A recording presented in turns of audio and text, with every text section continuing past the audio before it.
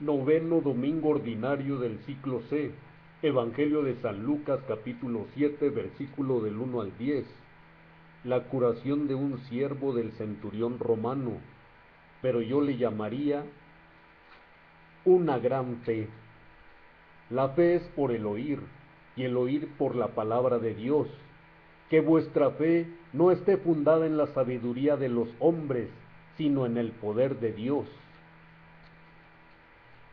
Cuando hubo acabado de dirigir todas estas palabras al pueblo, ¿cuáles palabras?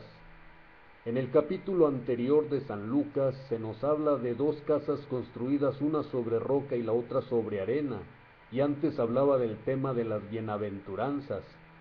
A estas palabras se refiere. Entró en Cafarnaúm, otras traducciones dicen Capernaúm. Cafarnaúm, un pueblo a orillas del mar de Galilea.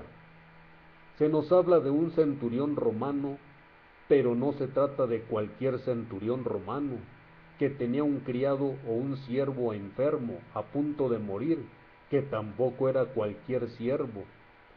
El centurión romano era amigable con los judíos, lo apreciaban, tenía dinero, un buen estatus social y un buen cargo.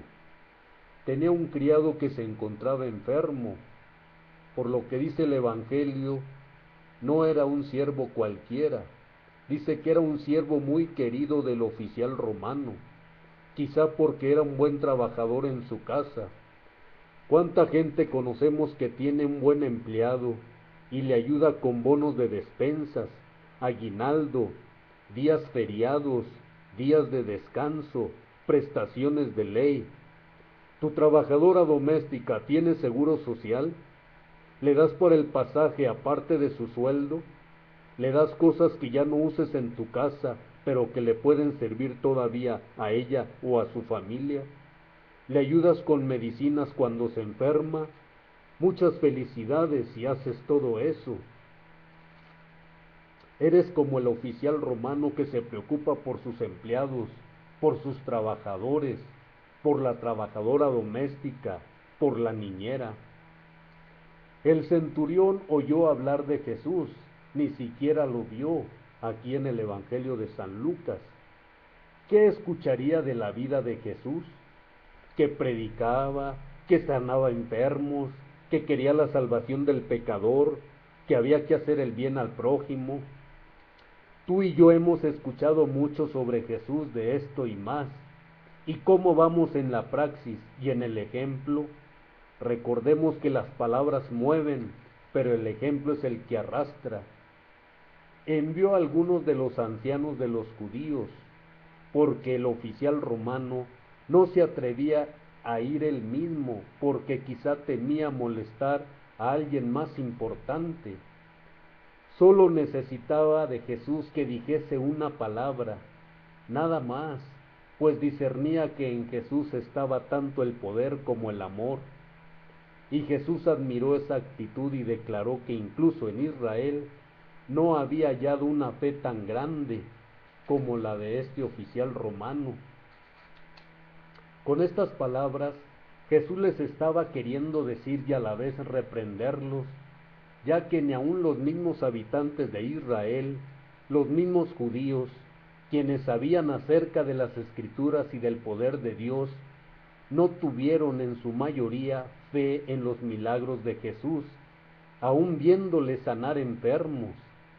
Esto nos da a entender la importancia de la fe, humildad y confianza en Jesús. Por eso ya no fue necesario ni siquiera llegar hasta la casa del oficial romano, porque su fe suplió todo lo demás. Jesús admiró a ese hombre, la confesión que hacía de su indignidad y su fe en una sola palabra fueron recompensados por el amor y el poder de Jesús para satisfacer sus necesidades. La fe es la certeza de lo que se espera, la convicción de lo que no se ve. ¿Conoces a un funcionario político con este tipo de fe?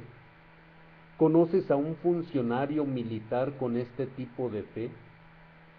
¿Conoces a un funcionario religioso que tenga este tipo de fe como este oficial romano? Tú y yo tenemos fe, pero ¿en quién? ¿En las tarjetas de crédito? ¿En el compadre? ¿O en el amigo influyente que trabaja en el gobierno y que me va a ayudar? ¿O en el sindicato al que pertenezco?